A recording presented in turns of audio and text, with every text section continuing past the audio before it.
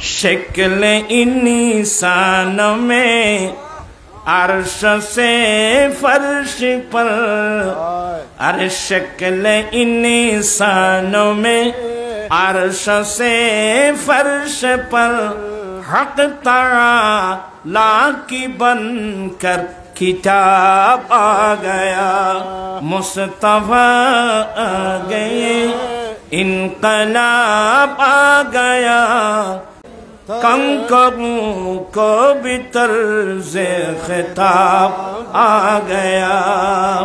अल्लाहर नबी बोलेन, हे আমার উম্মত, আমার আহলে বাইত যারা, তাদের উদাহরণ হলো নূহ আলাইহিস সালামের জাহাজের মতো। আমার আহলে বাইত যারা, এদের উদাহরণ হলো নূহ আলাইহিস সালামের জাহাজের মতো।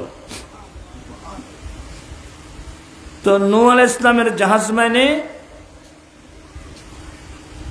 আপনারা যুগ যুগ ধরে আহলে সুন্নাত ওয়াল জামাতের উলামা ইকরামের জবানের মাধ্যমে আপনারা শুনে আসছেন, সমস্ত আম্বিয়া ইকরামদেরকে আল্লাহ এক একটা বড় বড় দোয়ার বাজেট দিয়েছেন।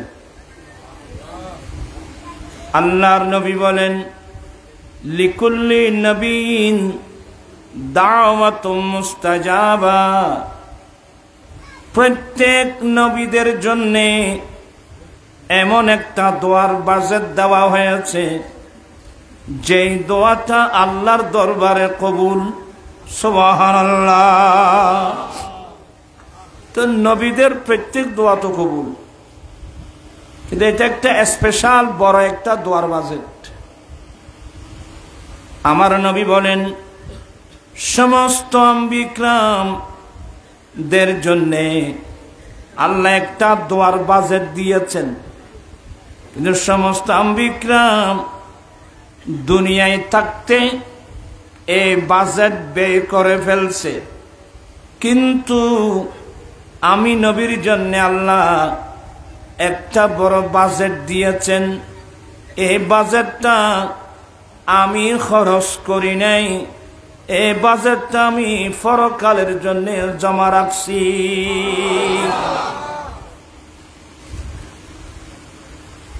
ইয়া রাসূলুল্লাহ, আপনি পরকালের জন্য যে বাজেটটা জমা রাখছেন সেটা কি? আমার নবী বলেন, কিয়ামতের কঠিন দিনে আমার লক্ষ লক্ষ কোটি কোটি গুনাহগার উম্মতদেরকে আল্লাহর কাছে সুপারিশ করে জান্নাতে নিয়ে যাওয়ার বাজেট। তো আসলে তো নূহ আলাইহিস সালামের জন্য একটা বাজেট আল্লাহ দিয়েছেন। হাদিস বুঝতে একটু এদিক সেদিক কথা বলতে হতো, বুঝতে আসবে। আল্লাহর নবীদের মধ্যে, রসুলদের মধ্যে কেউ কেউ এটাকে আউয়ালুর রসুল বলছেন। ইন্না আওহাইনা ইলাইকা কামা আওহাইনা ইলা নূহিন ওয়ান নাবিয়িনা মিন বাদি, এই আয়াতের তাফসীরে অনেক লম্বা আলোচনা। তো এগুলো আপনাদেরকে বলে কোনো লাভ নেই। নূহ আলাইহিস সালামকে আউয়ালুর রসুল বলা হয়েছে, এবং উনি আমাদের বাবা, উনি আমাদের পিতা, ওনাকে দ্বিতীয় আদম বলা হয়। ওনার তিনজন ছেলে, হাম, সাম, ইয়াফাস। গোটা বিশ্বে 3 ছেলের আওলাদ, আমরাও 1 ছেলের আওলাদ। তো নূহ আলাইহিস সালাম একদিন দুদিন নয়, 1 বছর 2 বছর নয়, বরাবর 950 বছর মানুষকে ইসলামের দাওয়াত দিয়েছিলেন। আল্লাহু আকবার। কত বছর? 950 বছর বিরামহীন ভাবে। আচ্ছা, কারো থেকে একটা টাকা নিয়েছেন? শুধু নূহ আলাইহিস সালাম না, কোন আম্বিয়া ইকরাম, কোন নবী এই প্রতিকূল অবস্থার মধ্যেও দিন প্রচার করতে গিয়ে কোনোদিন কোনো উম্মত থেকে একটা পয়সা বিনিময় বদলা চাই নাই। কথা বলছেন?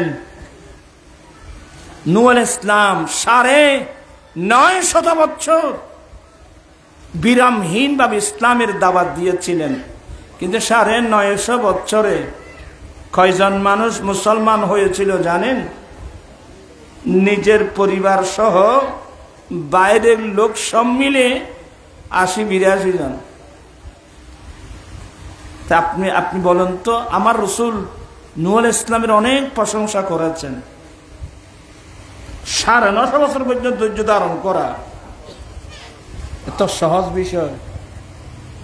আমরা 2-4 ঘন্টা ধৈর্য ধারণ করতে পারি না। হ্যাঁ,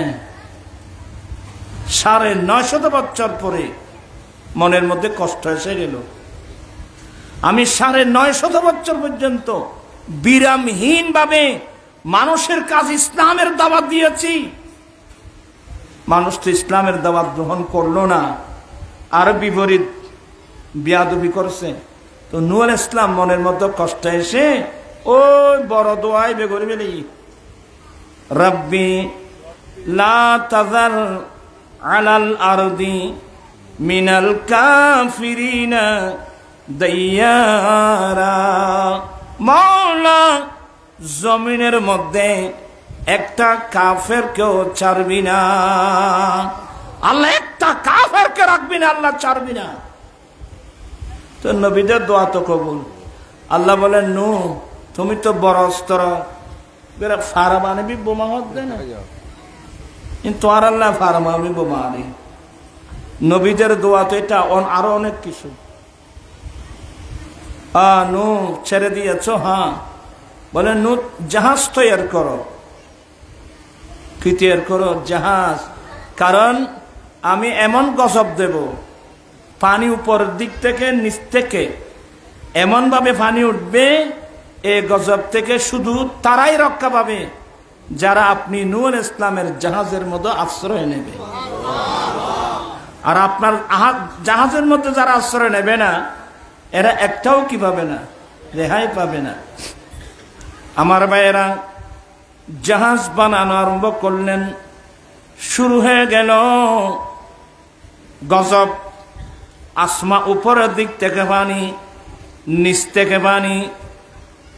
নূহ আলাইহিস সালাম আল্লাহর নির্দেশে নির্দেশ দিলেন, এ আমার কম সম্প্রদায়, তোমরা তাড়াতাড়ি এই জাহাজের মধ্যে আশ্রয় নাও। যারা আজকে এই জাহাজের মধ্যে আশ্রয় নেবে ওরা আল্লাহর গজব থেকে রক্ষা পাবে। যারা এই জাহাজে আশ্রয় নেবে না ওরা সবাই কি হয়ে যাবে? ধ্বংস হয়ে যাবে। পানি এমন পানি, এই পানি তো এখনো দেখি নেই, ওই পানি তো এখনো দেখিনি। আল্লাহ আমাদেরকে না দেখা। মিশর শহরের সবচেয়ে উঁচু পাহাড় জুদি পাহাড়, এই জুদি পাহাড়ের উপরে 120 হাত পানি। এবার বুঝেন গজব কাহাকে বলে। 91 তুফান তো আমরা দেখছি, হ্যাঁ, কিয়ামতের নমুনা। আলেমদের জবানে শুনছি, সবাই বলে পৃথিবীর 4 ভাগ, 3 ভাগ জল, 1 ভাগ স্থল। এই 3 ভাগ জল যদি উপরের দিকে উঠে, স্থলভাগ কোথায় যাবে তার কোনো পাত্তা থাকবে? আজকে দেখেন তো ফেনীর কি অবস্থা, আমাদের গত বছরের একই অবস্থা। এখন ফেনীর কি যে অবস্থা রে, মানুষের কান্না, বিপদ মুসিবত কাহাকে বলে? কথা বুঝছেন? দোয়া করি আল্লাহ এই শহদায় কারবালার উসিলায় এই ফেনীবাসী সহ যেখানে যেখানে বন্যা হয়েছে, আল্লাহ আল্লাহ তুমি দয়া করে বন্যার পানিগুলো আল্লাহ নিয়ে যাও, মানুষকে আল্লাহ তুমি হেফাজত করো। আসলে আমরা এনে হচ্ছে যত মায় ফোয়ারে ফিরে মারে মারে শিক্ষারায়নি, মারানো শেষ, মা ডাকানো শেষ। মানে আমাদের অবস্থা তো তাই। কথা বুঝতে পারছেন? আমরা আল্লাহর কথা ভুলে যাই, আমরা দ্বীনের কথা ভুলে যাই, দুনিয়ার রং তামাশায় পড়ে। তো যাই হোক, ওই জাহাজের মধ্যে এরা আশ্রয় নিয়ে, নিজের ছেলে কেনান, নূহ আলাইহিস সালামের ছেলে, আপন ছেলে কেনান, সে উঠে নেই। পানি তো শুরু হয়ে গেল, ভাসতেছে, জাহাজ ভাসতেছে, কিন্তু জাহাজ চলে না। তো এখানে একটা দোয়া আছে, বিসমিল্লাহি ফারান হইতে নাকি ওদের খাইলে কুজুর আলো ভরিবে না বিয়াগিন, বিসমিল্লাহি মাজরেহা ওয়া মুরসাহা ইন্না রাব্বি লাগাফুরুর রহিম। এই দোয়াটা পড়ার সাথে সাথে জাহাজ চলা আরম্ভ করলো। কতদিন? 6 মাস 8 দিন। আল্লাহ, করুন অবস্থা। ওই কেনান উঠে না। কেনান, তুমি তাড়াতাড়ি উঠে যাও না। বলে কেন? বলে আজকে গজব থেকে কে রাহবে পাবে না। বলে আমি তো পাগল না, পানি বেশি হলে না আমার 1 হাঁটু হবে, তো লম্বা আছে, পানি বেশি হলে বেশির মধ্যে কত, আমার 1 হাঁটু হবে। বলে বাবা আজকে আল্লাহর গজব থেকে কে রেহাই পাবে না। বলে না না, বেশি একটু লম্বা হলে পাহাড়ে উঠে যাবো, এত পানি করতে গে। বলে না না। তো যখন পানিতে বাসতেছিল, নূহ আলাইহিস সালাম হাজার হলেও পিতা, আল্লাহ আমার আহাল কেনান। আল্লাহ বলেন এটা তোমার আহাল নয়, লাইসা মিন আহালিক, কারণ তার আমল চরিত্র ভালো না। তার আমল চরিত্র কিনা? আমল চরিত্র ভালো না। এটা একটু, এখানে অনেক মশলা মশাইল আছে, এগুলো আজকে বলবো না। এমনি আমি অসুস্থ মানুষ, রাতও হয়ে গেছে গভীর। ওই যে নাত পড়ছিল, কি নাম, তাম্বির, অন্তর চাচ্ছে সারা রাত নাত শুনি, কিন্তু আমার তো অসুস্থ মানুষ, সময় তো কুলাচ্ছে না। যাই হোক, বলতে চাচ্ছিলাম, ফানি শুরু, গজব শুরু হয়ে গেল। তো আমার নবী বলেন, এ আমার উম্মত, আমি নবীর আহলে বায়ত তোমাদের জন্য নূহ আলাইহিস সালামের জাহাজের মতো, সেদিন যারা নূহ আলাইহিস সালামের জাহাজ আশ্রয় নিয়েছিল, ওরা আল্লাহর কহরার গজব থেকে রক্ষা পেয়েছিল। যারা আমার জাহাজ আশ্রয় নেয় না, ওরা ধ্বংস হয়ে গেছে। ঠিক তেমনি ভাবে আমি নবীর আহলে বায়ত যারা, এরা হলো তোমাদের জন্য নূহ আলাইহিস সালামের জাহাজের মতো। আহলে বায়ত রাসূল আমাদের জন্য মুক্তির জাহাজ, মুক্তির জাহাজ। আমার ভাইয়েরা, এবার বলবো আহলে বায়ত রাসূল, আলহামদুলিল্লাহ, একটু বন্ধ করো। আহলে বায়ত রাসূল আমাদের জন্য প্র্যাকটিক্যাল কোরআন। কি বললাম? আমার আল্লাহ কোরআনে বলেন, বিসমিল্লাহির রাহমানির রাহিম, قد جاءكم من الله نور وكتاب مبين। আল্লাহ বলেন, বান্দা নিশ্চয় আমার পক্ষ থেকে তোমাদের কাছে একটা নূর এসেছে আর একটা সুস্পষ্ট কিতাব। তার মানে আমি তোমাদেরকে আশরাফুল মখলুকাত বানিয়েছি ঠিকই, কিন্তু আমি তোমাদেরকে গরু ছাগলের মতো মাঠে ময়দানে ছেড়ে দেইনি। তোমাদেরকে মানুষের মতো, মানুষ হিসেবে গঠন করার জন্য আমি 2টো নির্ভুল গাইডবুক পাঠিয়েছি, একটা থিওরিক্যাল আর একটা প্র্যাকটিক্যাল। থিওরিক্যাল হলো 30 পারা কোরআন, আর তার প্র্যাকটিক্যাল হলো নবী মুহাম্মদুর রাসূলুল্লাহ সাল্লাল্লাহু আলাইহি ওয়াসাল্লাম। শক্লে ইনসান মে अर्श से फर्श पर, अरे शक्ल इंसानों में अर्श से फर्श पर हक ताला की बनकर किताब आ गया मुस्तफा आ गए इनकलाब आ गया कंकरों को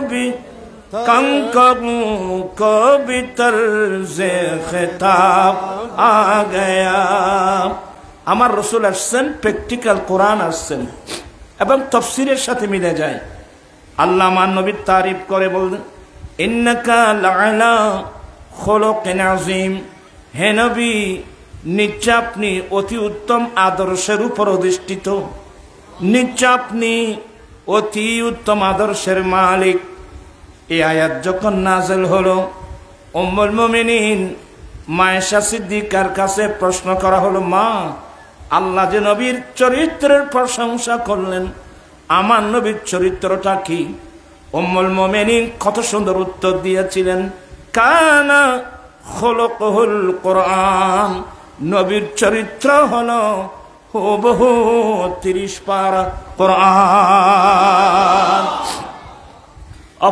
অপর হাদিস মোতাবেক মায়েশা সিদ্দিকা সূরা মুমিনুনের 10টি আয়াত তেলাওয়াত করছেন قد أفلح المؤمنون الذين هم في صلاتهم خاشعون এখান থেকে 10টি আয়াত তেলাওয়াত করেছেন খুলুক আযীমের ব্যাখ্যা তো যাই হোক আমি যে জিনিসটা বোঝাতে চাচ্ছি আল্লাহ আমাদের জন্য দুটো গাইড বুক একটা থিওরিক্যাল আর একটা প্র্যাকটিক্যাল তা আমার রাসূল যখন দুনিয়া থেকে যাচ্ছেন এবার আরেকটা হাদিস শোনাবো আমার দয়াল নবী 10ম হিজরিতে হজ ব্রত পালন করে মক্কায়ে মুআজ্জামা থেকে মদিনাতুল মুনাওয়ারার দিকে যখন আসছিলেন মক্কা মদিনার মাঝখানে একটা জায়গা আছে ওই জায়গার নাম জুহফা ওখানে একটা কূপ ছিল ওই কূপের নাম গদিরে খুম ওখানে আসার পর আমার দয়াল নবী বিশ্ববাসীর উদ্দেশ্যে আরেকটা খুতবা দিয়েছিলেন আল্লাহর তারিফ প্রশংসার পরে বললেন ইউশিকু আলাইয়া আইয়াতিয়ানি রাসূল রাব্বি ফাউজিবা ওয়া আনা তারিকুম ফীকুম আস-সাকলাইন উম্মত কিছুদিনের মধ্যেই আল্লাহর পক্ষ থেকে আমি নবীকে নিয়ে যাওয়ার জন্য আজরাইল আলাইহিস সালাম আসবেন আমি রাসূল বিদায় হব নবী বিদায়ের কথা যখন শোনালেন সাহাবায়ে কেরামের দুই চক্ষু দিয়ে টপ টপ টপ টপ পানি পড়ছিল মাহবুব নবী চলে যাবেন আমরা থাকবো কিভাবে আমার নবী বলেন ও আমার সাহাবায়ে কেরাম মন ছোট করো না অন্তর ছোট করো না আমি তোমাদের কাছে মহামূল্যবান দুটো সম্পদ রেখে যাচ্ছি এই দুই সম্পদ কি তোমরা যদি আঁকড়িয়ে ধরো কখনো পথভ্রষ্ট হবে না এবার আমার নবী বলেন আউয়ালুহুমা কিতাবুল্লাহ তাআলা ফীহিল হুদা ওয়ান নূর এক নম্বর মহান রব্বুল আলামিনের কিতাব 30 পারা কোরআন এই কিতাবের মধ্যে তোমাদের জন্য হেদায়েত তোমরা তোমাদের ব্যক্তিগত জীবন কিভাবে করবা পরিবার কিভাবে চালাবে সমাজ কিভাবে চালাবে রাষ্ট্র কিভাবে চালাবে জন্মলগ্ন থেকে মৃত্যুকাল পর্যন্ত তোমরা কে কি করবা না করবা সব বিষয় এই কিতাব তোমাদেরকে গাইড করবে হেদায়েত করবে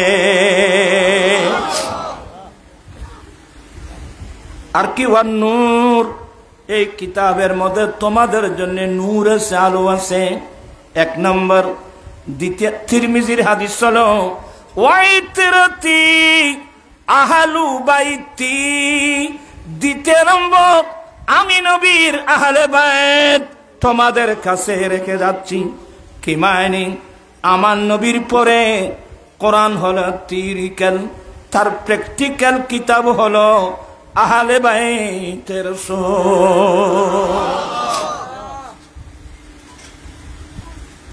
আমি আপনাদেরকে এটাই বোঝাতে চেয়েছিলাম আহলে বাইতের রাসূলের মর্যাদা কত বড় ওরা আমাদের মুক্তির জাহাজ ওরা আমাদের জন্য প্র্যাকটিক্যাল ইসলাম, প্র্যাকটিক্যাল কোরআন।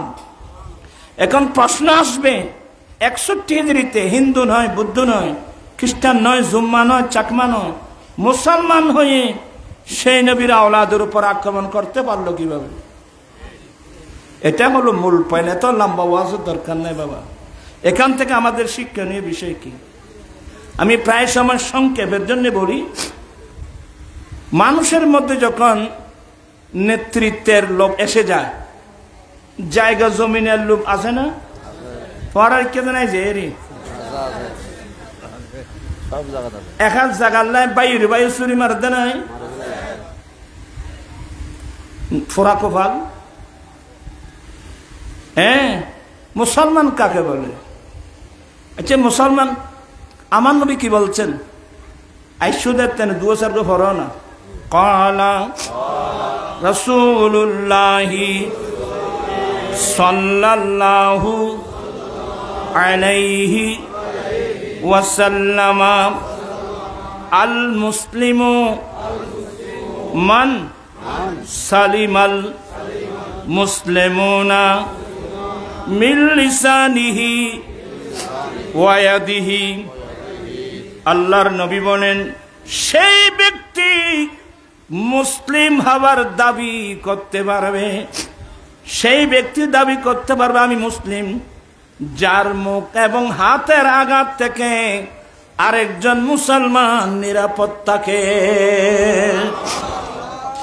মুসলমান ওই ব্যক্তি দাবি করতে পারবে যার হাত এবং মুখের আঘাত থেকে আরেকজন মুসলমান কি থাকে। এখন তো আমরা যে যুগে আসলাম, এই যুগে তো সাধারণ মানুষ না, অনেক ছেলেদের হাত মুখ থেকে মা বাবা পর্যন্ত নিরাপদ নয়।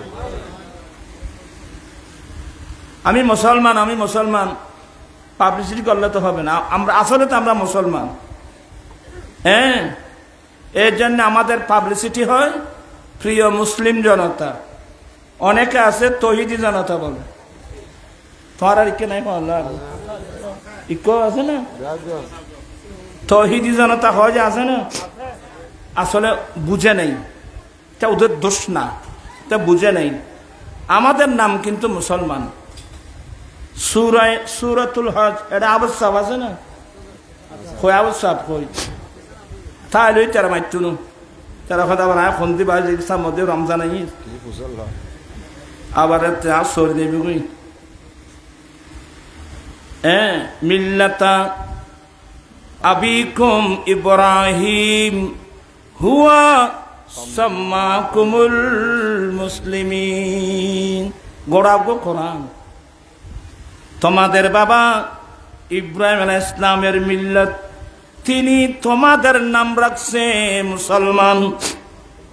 ইব্রাহিম আলাইহিস সালাম জাতির ভিতরে, উনি আমাদের নাম রাখছেন কি মুসলমান। ইন নামাতে মানুষ এখানে তো মানুষের নাম ধরিয়া না ডাইব, তো নাম ধরে ডাইলি প্রিয় মুসলিম জনতা।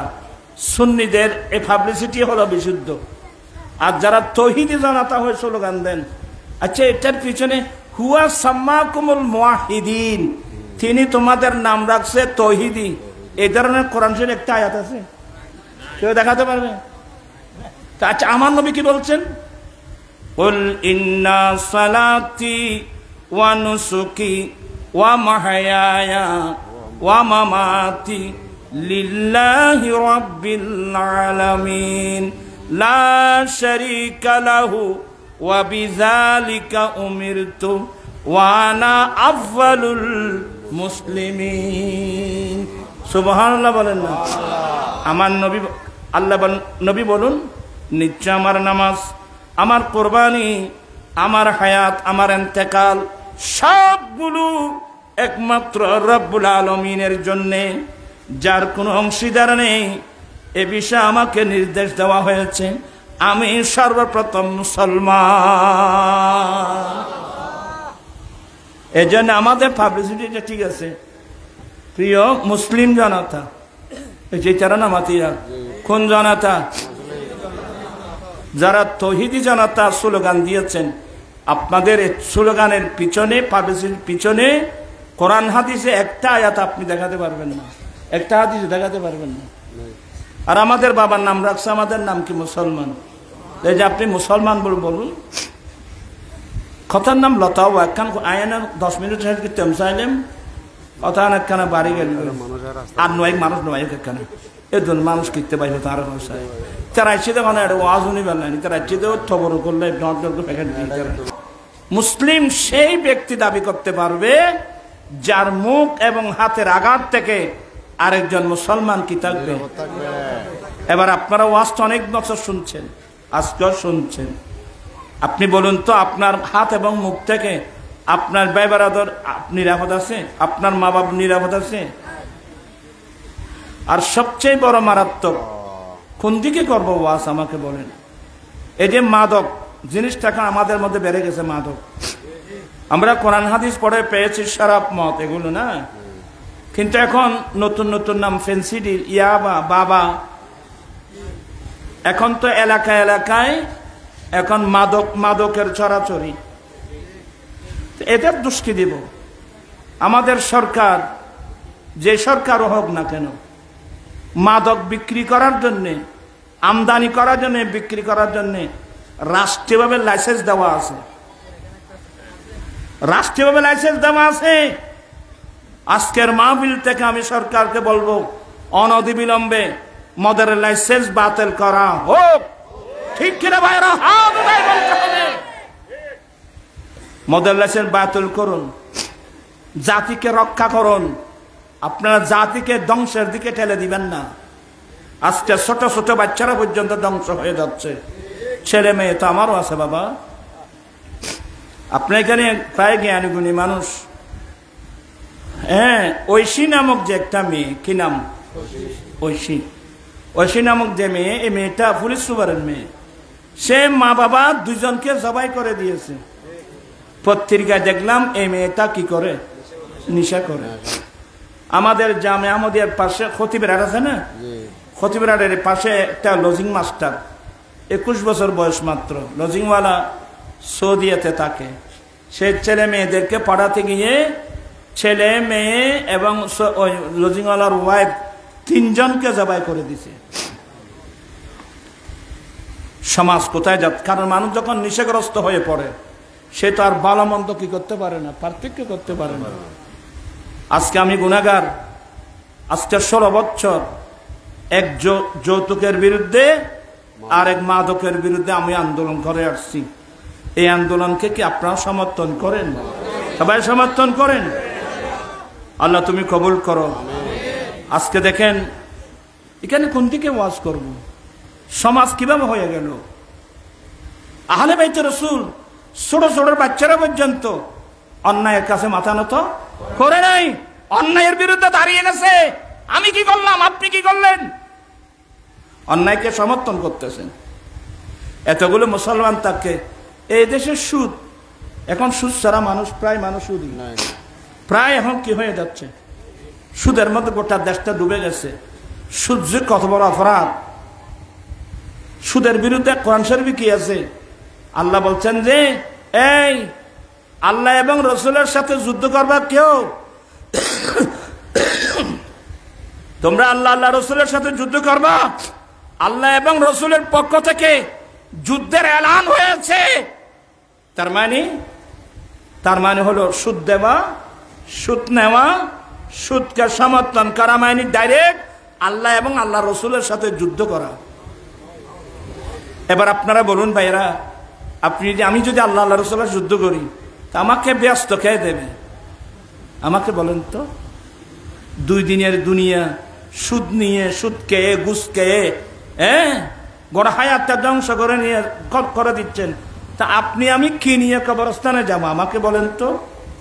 ভাবিয়া করিও কাজ, করিয়া ভাবিও না। আমরা যৌতুকের বিরুদ্ধে দাঁড়াতে হবে। এই যৌতুক ছাড়া বিয়ে করতে পারবে না। নবীর প্রেমিক আছে? নবীর প্রেমিক আজকের মাহফিলে আছে? আমি যৌতুক নেব না, দিয়া নেব না, আমি ডাইরেক্ট আমার নবীর সুন্নাত মোতাবেক যৌতুক ছাড়া বিয়ে করব। এমন প্রেমিক থাকলে 1-2 হাত উঠায় দেখান, আমাকে দেখতে চাই। 1 2 3 4 5 নারায়ে তাকবীর, নারায়ে রিসালাত। নারায়ে গাউসিয়া। আয় আল্লাহ, অনেক ছেলে যৌতুকবিহীন, যৌতুক ছাড়া তোমার নবীর সুন্নত মোতাবেক শাদী করার জন্য ওয়াদা দিয়েছেন। আল্লাহ, তুমি তাদের ওয়াদা কবুল করে নাও। আমার ভাইদেরকে বলবো, যারা ওয়াদা দিয়েছেন বা ওয়াদা দেন নাই, যদি আপনি যৌতুক ছাড়া শাদী করতে পারেন, না না দুনিয়া আমার লাগবে না, আমি আমার দয়াল নবীর সুন্নত মোতাবেক শাদী করব, একটি সুন্নতের উপর আল্লাহ আপনাকে 100 শহীদের সওয়াব দান করবে। 100 শহীদের সওয়াব আল্লাহ দান করবেন। মান তামাসসাকা বিসুন্নতি ইনদা ফাসাদি উম্মতি ফালাহু আজরু মিয়াত শহীদ। আমার ভাইরা, কোন দিকে ওয়াজ করব? আজকে দেখেন আমরা নবীর সামনে কিভাবে মুখ দেখ, আমি নিজে বুঝতে পারছি না। আহলে বাইত রাসূল, ছোট ছোট ছেলেরা পর্যন্ত এ জালেম এজিদকে কি দেয় নাই, ভোট দেয় নাই।